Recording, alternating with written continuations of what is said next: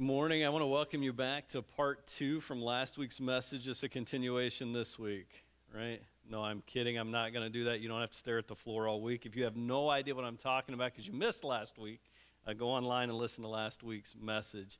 All seriousness, how many of you parents are ready for your kids to go back to school? Yeah, I am with you. 3 days. I don't care what happens tomorrow. My kids are going to school. They'll be there tomorrow. All right, I love my kids, but they need to go to school. I find it interesting that this week we're tackling the problem of suffering when our kids have been out of school all week. I find that God has a way of doing these things. If you're new today, I want you to know we're in the middle of a series entitled The Problem of God. And what we're doing is we're looking at skeptics' objections, different problems and perceived problems that people have when it comes to following God and even believing in the existence of God. And in the study for this series, what I've learned is that most of the problems of God, most of the objections that people have with God, tend to be based on assumptions that they have been taught, perceptions that they have about God, different things that they have been led to believe, whether they are true or not. And thus, these things become huge problems for a lot of people when it comes to following God. And so what we're doing in this series is I'm not here to argue.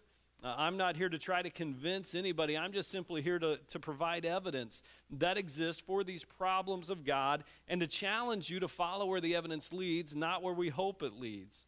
As I said earlier, most of the problems are based on what we have assumed or what we perceive to be true about God. Thus, it should be no big surprise to anybody that by far one of the biggest problems, one of the biggest objections to God is the problem of evil and suffering in the world today.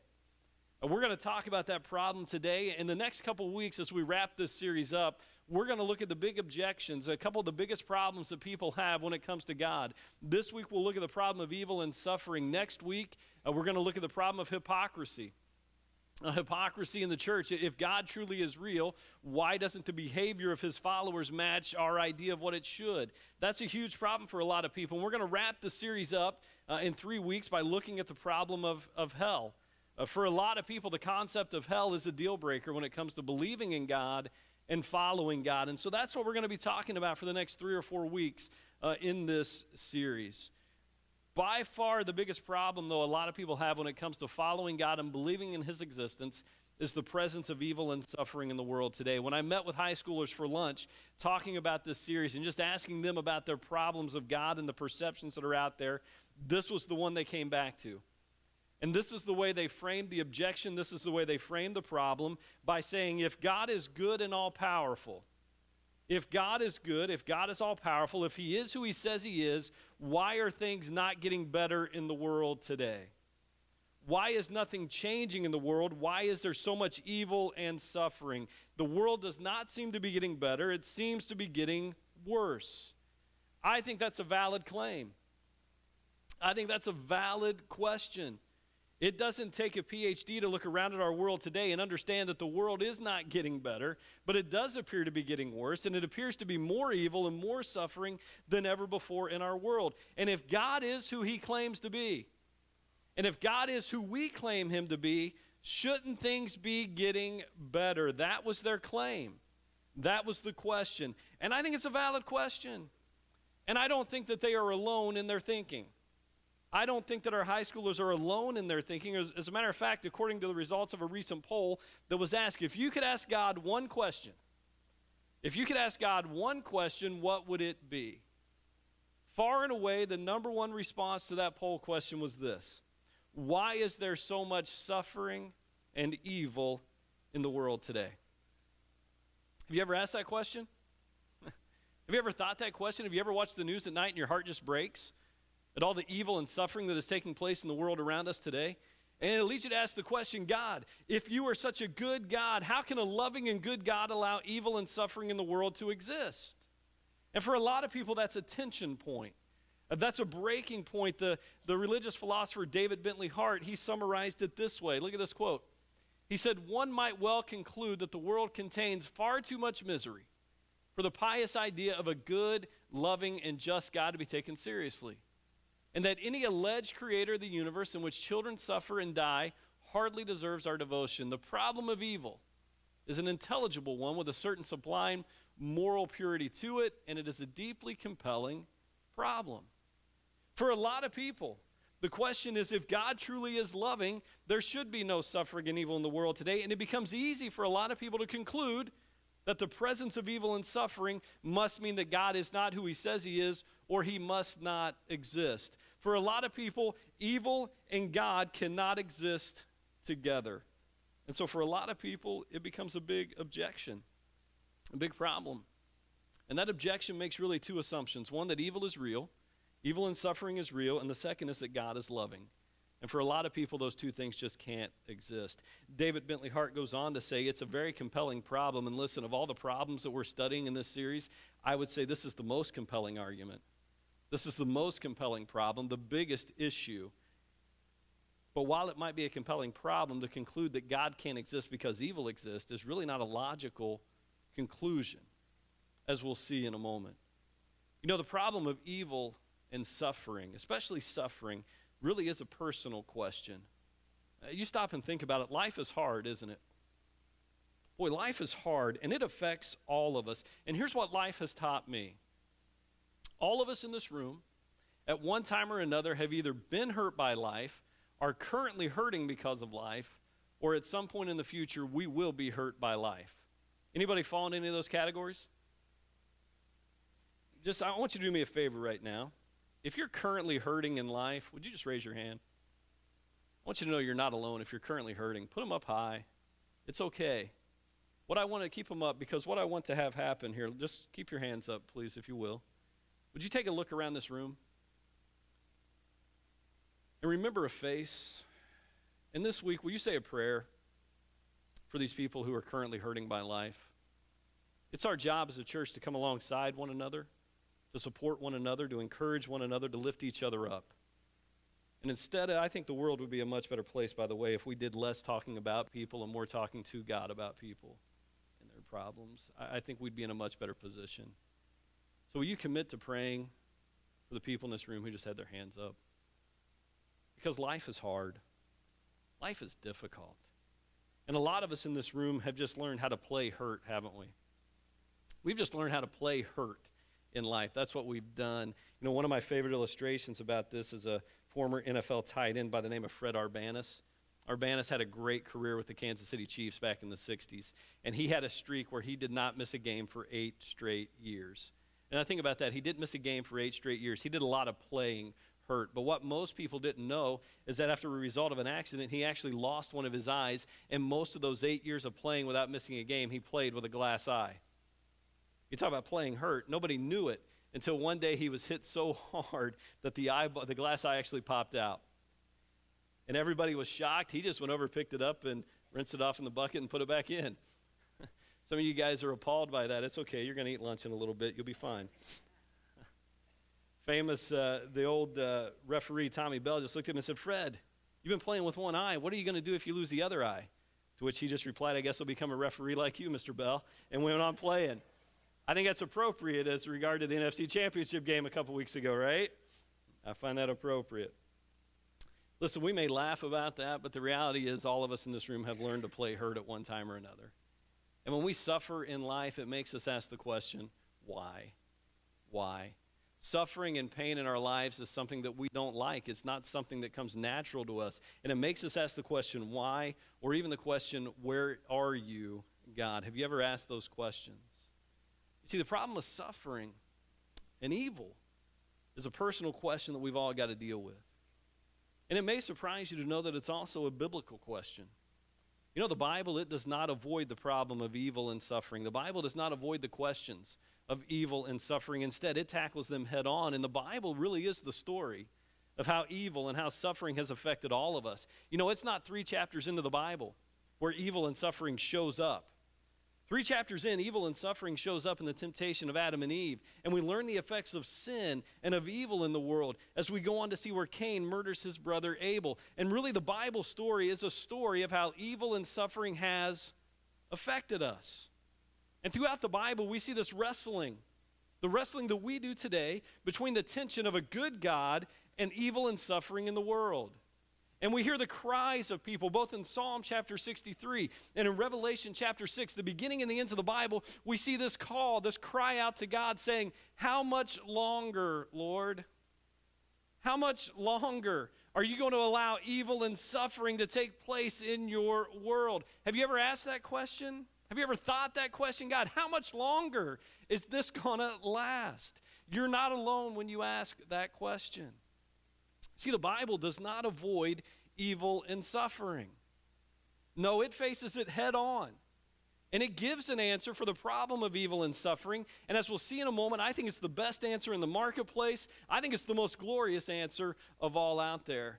And while evil and suffering is a personal question, while it's a biblical question, listen, it's also a question that every worldview has to answer. This is not just an answer for Christianity. Christians aren't the only ones that have to be able to provide an answer for this. No, every religious belief, every faith system in the marketplace has to give an answer. So how do they answer the question of evil and suffering? Well, the New Age philosophy, which has its roots in Eastern religion, but has also made its way into our culture today. And you might be surprised to understand that this has even infiltrated the church to some degree. And New Age thinking is very popular today. Authors like Deepak Chopra and Oprah and all these people are really espousing a New Age belief. New Age looks at the problem of evil and suffering and says it doesn't exist. It's only an illusion or a figment of our imagination. Evil and suffering only exist if we let it exist, because all of us inside of us have the power to confront it, and it's all about positive energy and positive thoughts. Have you heard anybody say, I'm sending good thoughts your way? I'm sending you powerful thoughts your way. That's a New Age philosophy there. And New Age really is about self-help. Self-help. That we've all got the ability inside of us to overcome the evil and the suffering that we face. Here's the problem with self-help. Self-help don't help self. It just doesn't. Self-help don't help self. It doesn't. I mean, if we could help ourselves, then God would have no need to come into this world in the person of Jesus to help us to overcome our sinful nature. Self-help don't help self. But here's the second problem. I don't have to convince you of this. I think we all know this. Evil is real. Evil is real. Evil and suffering are real. Listen, this past week, my heart has been broken. What I've seen come out of legislatures in New York and Virginia this past week in regards to the abortion issue. And I'm going to say something right now that you might think is political, but I want you to know this. The abortion issue is not a political issue. It's a moral issue. And it's an issue of right and wrong. And my heart has been broken at a legislature in New York, removing all restrictions on abortion, allowing abortion even up to the point of birth, allowing someone to kill a baby seconds before they are born. Not only did they pass that, they celebrated that with thunderous applause in the assembly. The governor of New York ordered the World Trade Center lit up to celebrate and to honor this great decision. The state of Virginia debates the same law, to which their governor says, we don't protect babies. If they survive an abortion attempt, we don't have to help them live. We can just let them die. My heart's broken. I've tried to explain this to my kids. How do you explain that? That it's okay in America in 2019 to murder innocent babies. Well, I've thought of a lot of words to describe this. I think no word can describe it other than the word evil. Evil. Vile. Perhaps even demonic. To think that we would not just allow this in our country, but that we would celebrate it. You don't need me to tell you that evil is real. I think we see evil in our world and in our culture every day. And that's not a political statement. That's a moral statement about what is right and wrong. Evil exists. You know, the Hindu religion, a religion that's also from the East, but it's also invaded really our thoughts and our mindset and our culture today. They promote the idea of karma. Finish the statement for me. What goes around? If you're a good person, good things will happen. If you're a bad person, bad things will happen. In other words, their belief about evil and suffering is that evil is somehow our own fault, that suffering is deserved. And listen, I truly believe that our actions have consequences. And sometimes we suffer as a result of our own of our own actions, and sometimes of our own decisions that we make. But the idea that all evil and suffering is our fault is just simply not true. Read through the book of Job, and you will see one of the main ideas in the book of Job is that sometimes we just suffer. Because of no fault of our own, sometimes we just suffer. It's not always fair. Evil and suffering is not always fair. Have you ever experienced that? It's not always fair, but that's the way Hindu tries to define it. The worldview of atheism, let's look at how they define it. Really, evil and suffering has been called the bedrock of atheism. It's their unmovable rock, the one thing that is irrefutable proof in their minds that God cannot exist. Look at this quote by David Hume. He says this, is God willing to prevent evil, but he's not able? Then he's impotent. He's not all-powerful. Is he able but unwilling? Then he's malevolent. I had to look that word up too, all right? He's malevolent. That means willing to do evil, trying to do evil to people. Is he both willing and able? Then the question is, then why is there so much evil and suffering in the world today? Do you see the tension there in this man's mind? Because of evil and suffering in the world, that means that God can't exist. And a lot of things that I have read and received all revolves around this idea that God has not answered my prayers, or God has not answered the prayers of other people, so therefore he cannot exist. I've heard people refer to the despicable character of God because he allows evil and suffering to take place in the world today, all because of this idea that God does not act in regards to evil and suffering in the way that we think we would if we were God. And so what we do is we're guilty of projecting human qualities upon God. We want God to act in our manner, but listen, if God is different from us, if he is beyond space, matter, and time, why do we think that he would act in the same manner that we would? God is different from us. He is beyond us. He is above us. But for a lot of people, the idea of evil and suffering means that God cannot exist. Look at this quote. Comes up by J.L. Mackie. A good thing always eliminates evil as far as it can. And that there should be no limits to what an omnipotent being can do. Therefore, according to J.L. Mackie, if God exists, he should eliminate all evil and all suffering from the world. There should be no evil and suffering in the world. I think that's a valid attempt, but I don't think it's a logical conclusion. His quote there, what he's asking is, can evil and God exist together? Are they contradictions? Are they oxymorons? You know what oxymorons are? Two things that cancel each other out. Jumbo shrimp, congressional ethics. Got that one, huh? Michigan winning streak. These things are oxymorons. They can't exist together. And while this is a great attempt by Mackie, there's a couple issues with this statement, with this observation. Think about it for me just for a moment. What if God stopped all evil, but unable to do so, he had to violate our free will? What if in order to stop all evil and suffering, God had to turn us into robots? Well, he can't do that. He's given us free will. That's a problem with that statement. Let me ask this question. What if stopping evil in one case or suffering in one case prevented a greater good in another case? What if stopping evil or suffering in one case prevents something better happening in another case, sets off a butterfly effect? You see, according to Mackie, God is only good, he only exists if he eliminates every evil state of affairs. But that's not a logical conclusion to make. What if suffering and evil, what if they don't disprove God's existence, but what if they give us evidence for God's existence? You see, I look at the problem of evil and suffering, and I think it's a very convincing proof that God does exist. Let me just ask you this simple question. Why do we call evil, evil?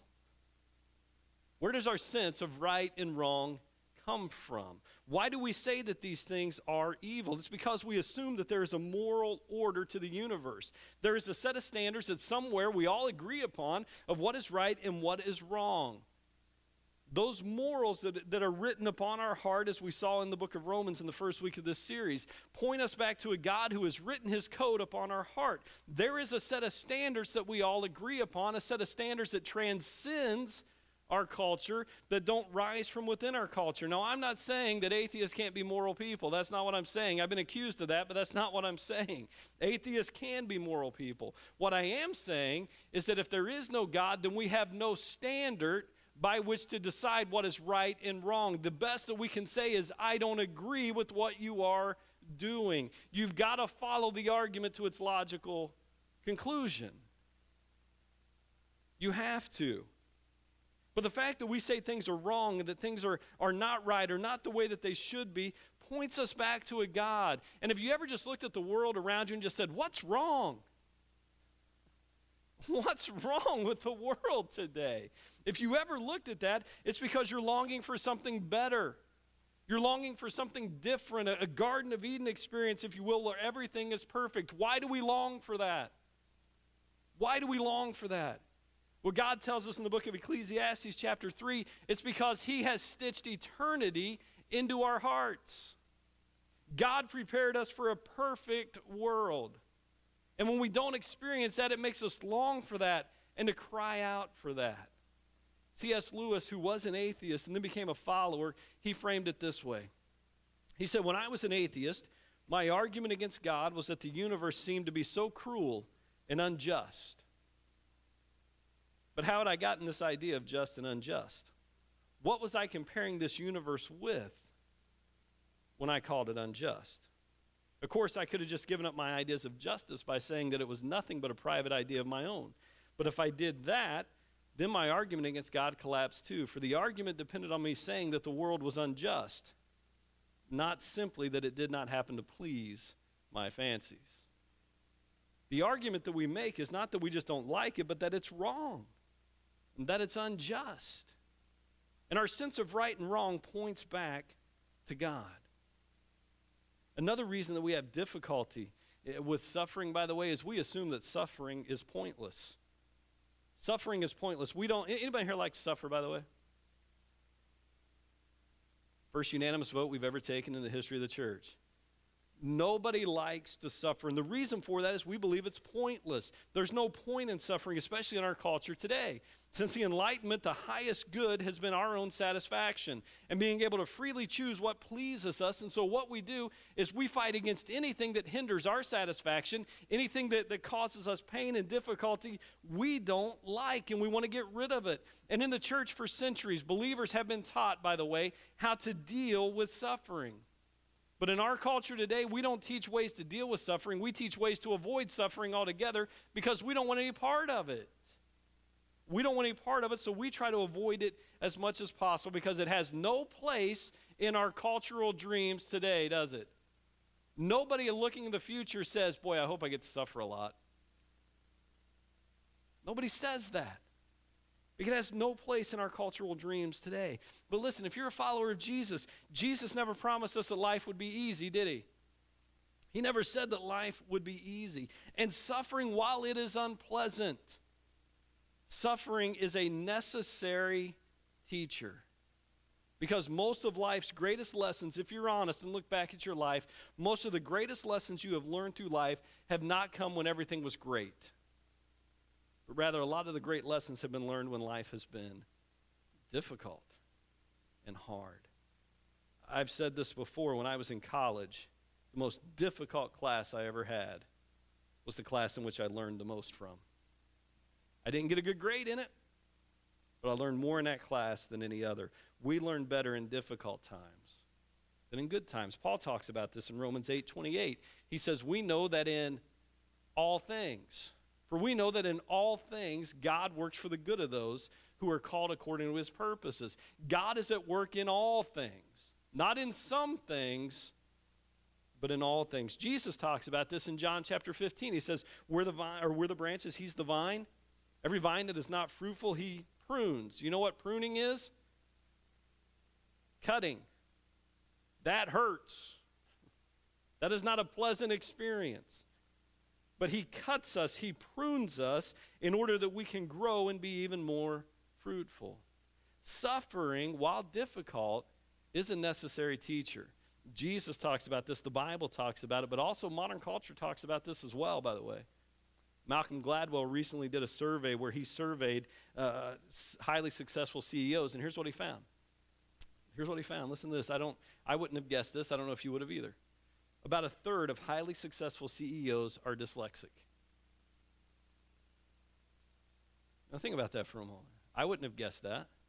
About a third of highly successful CEOs are dyslexic. And he concludes his study by saying this. There's two possible interpretations for this fact. One is that this remarkable group of people triumphed in spite of their disability. They're so smart, they're so creative that nothing, not even a lifetime of struggling with reading, could stop them. The second, more intriguing possibility is that they succeeded in part because of their disorder. In other words, they learned something in their struggle that proved to be of enormous advantage. You know what? Just because we don't like suffering doesn't make it any less necessary or any less useful. Suffering can be a great teacher. Oftentimes in the midst of our suffering, though, we ask God, why me? Maybe the better question to ask is, God, what are you trying to teach me during this time? There's examples throughout Scripture of how some of life's greatest lessons and achievements came about through suffering, and I don't have time to go in those today with you. Listen, Christianity offers an alternative explanation to the problem of evil and suffering. Have you ever noticed that other worldviews have to borrow from the Christian faith when tragedy strikes? And they have to say phrases like, I'm sending you thoughts and prayers and things like that. They have to borrow from the Christian worldview because they have nothing to offer. Karma blames the victim. I shouldn't have to tell you this, but that is never helpful. It's never helpful to blame the victim. I like the way Tim Keller sums it up. He says this: Christianity teaches that as opposed to fatalism, that suffering is overwhelming. As opposed to Buddha, suffering is real. As opposed to karma, that suffering is often unfair. And yet as opposed to secularism, suffering is also meaningful. The Christian response of evil and suffering is that we have a good God, a loving God, who created this world and created mankind and gave them free will. And inside of that free will, they chose to trust in creation more than to trust in their Creator. And as a result of that action, they rebelled against God, severing the relationship that they enjoyed with Him, thus breaking the perfection of creation. And in that moment, God chose to respond in love. He responded to them in love. He did not wipe them out. He did not turn them into mindless robots. No, He responded to them in love, continuing to provide for them, continuing to draw them back to Him so that He once again can enjoy a relationship with them. You see, as opposed to other religions, God is not distant from suffering. Rather, God looks upon the mess that we have made. He doesn't ignore it, but rather He embraces it. And He came into the midst of our mess in the person of Jesus and took the punishment for sin for you and for me upon the cross. He suffered for us and with us to make things right. And the cross is the place where the process of making things right begins. God is a God who doesn't ignore suffering, but He suffers with us in order to make all things right. And while we wait for that day when all things will be made right again, He shows us how to endure suffering. He gives us the strength to endure and the promise that He is with us no matter what. And also the promise that one day all things will be made right. And that's the hope of the Christian faith, isn't it? That's the hope of the Christian faith. And I like the way the famous mathematician Blaise Pascal framed it. He simply asked the question, if I offered you a free lottery ticket, would you take it? Let me ask you, if I offered you a free lottery ticket, would you take it? You know why you would take it? Because you have nothing to lose, and yet millions to gain. And he went on to compare that with our relationship with Jesus and our faith in Jesus. We have nothing to lose in following Jesus, and yet we have everything to gain. And he sums it up by saying, I should be much more afraid of being mistaken and finding out then finding out that Christianity is true than of being mistaken and believing it Boy, the hope of the Christian faith is a hope that one day God is going to make all things new and right again. Paul talks about this hope in Romans 8:18. He says, I believe that our present momentary suffering and troubles are achieving for us a glory that far outweighs them all. You know, it's the knowledge. It's the knowledge of our future glory that helps us to endure our present difficulties. I read a story this past week of a boy who has been bound to a wheelchair for 13 years. Someone asked him how he hasn't given up hope, and he simply said this: I've been in this wheelchair for 13 years, but God has all of eternity to make that up to me. You know, I remember back to when my kids were born. My first daughter, Josie, Eve, was in labor for 27 hours. And I think we underestimate sometimes how difficult labor is on the husband.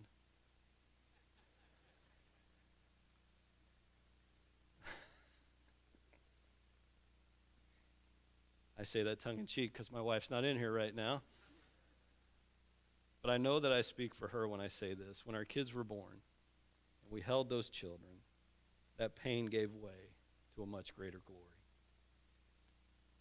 And one day, when God's new creation appears, it's going to put into context the suffering of this world. We're going to understand. But then we're going to live in a world where there will be no more suffering, no more sorrow, no more sickness, no more pain, no more evil.